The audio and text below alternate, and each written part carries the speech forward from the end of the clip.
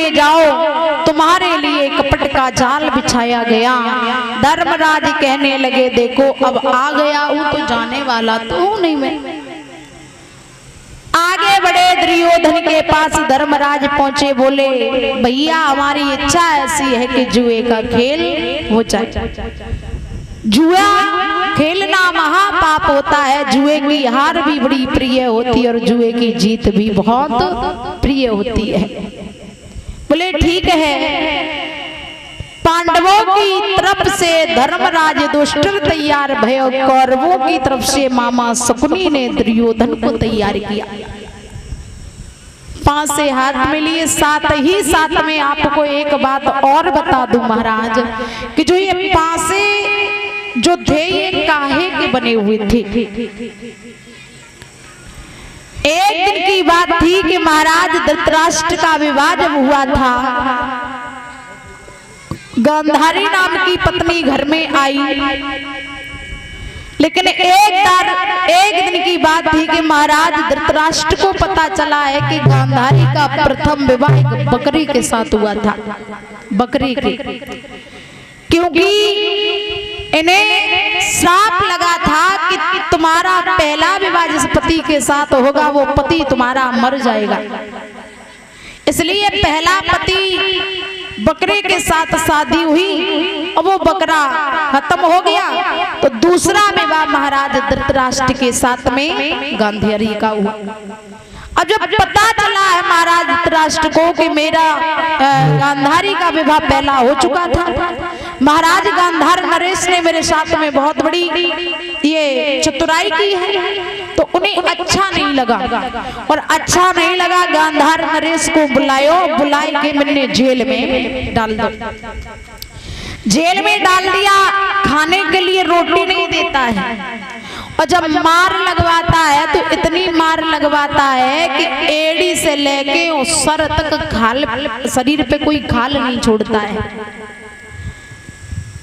भयंकर हालत करने लगा। एक दिन ये शकुनी अपने पिता से मिलने के लिए जेल में पहुंचे, तो शकुनी को आता हुआ जैसे ही गांधार नरेश ने देखा, एक पत्थर लिया शकुनी के पैर में मारा, तो शकुनी का पैर टूट गया।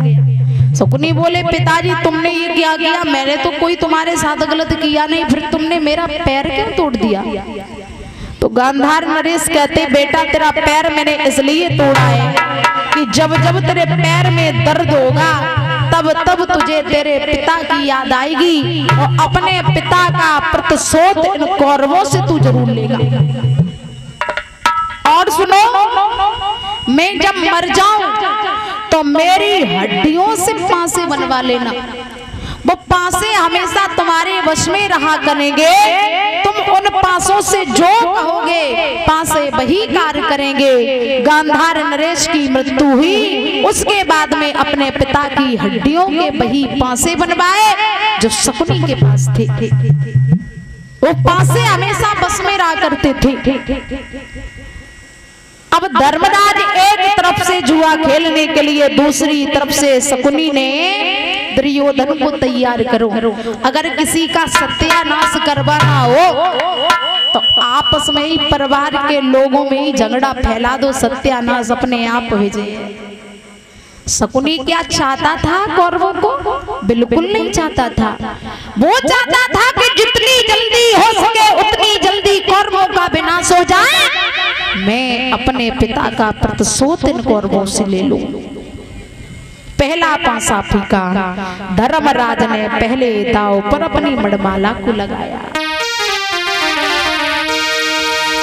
आरे प्रथमी दाव परी ओ धर्मराज मणिमाला दई है लगाई।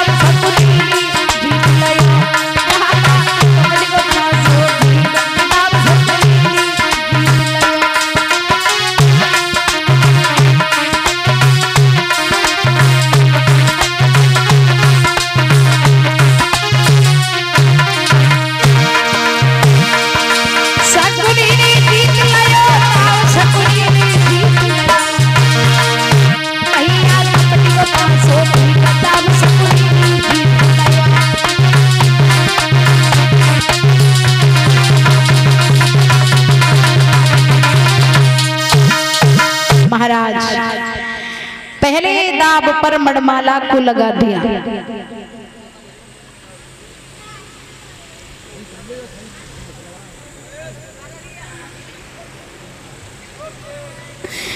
दो मूर्ति ऐसी बैठी, उसरी उसरा सोए रही। हाँ वही तो देखो। अच्छा कह रहे सोए नहीं रहे।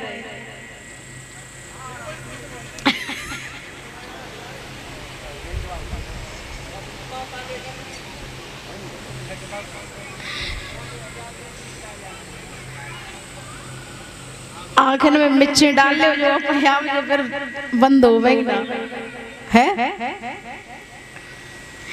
बोलिए राधा कृष्ण भगवान की। प्रथम दाव पर मणिमाला को लगा दिया। हुआ ऐसा कि वो मणिमाला को हार गए। बोले दूसरे दाव पर क्या लगाओगे? आज धर्मराज ने अपनी नगरी को लगा दिया, वो नगरी को भी हार गए। बोले अब दाव पर क्या लगाओगे? बोले अब हम अपने चारों भाइयों को लगाता हूँ, वो भाइयों को भी हार गए। बोले अब दाव पर क्या लगाओगे? धर्मराज कहने लगे वही तो मामा सोच रहा हूँ कि मैं दाव पर क्या लगाऊं। शकुनी कहने लगे तुम एक धर्म के प्रतीक हो और फिर तुम्हारे मुंह से कहता हुआ शोभा नहीं देता कि दाव पर लगाऊं तो लगाऊं क्या? हाथी दुर्बल हो जाता है फिर भी हाथी कहलाता है, राजा भिक्षुक बनने पर भी राजा ही माना जाता है। कुछ पास आपके रहा नहीं, यह तो की नादानी है, बदने के लिए अभी बाकी द्रौपदी महापटरानी है। आपके पास अनमोल रत्न शेष है। धर्मराज हाथी कितनों बूढ़ो हो जाए लेकिन हाथी से लोग हाथी कहते हैं। राजा चाहे भले ही भिक्षुक हो जाए लेकिन संसार के लोग उससे राजा ही कहते हैं। फिर आपके पास तो अनमोल रत्न शेष है, बदने के लिए द्रौपदी को दाव पर लगा दो।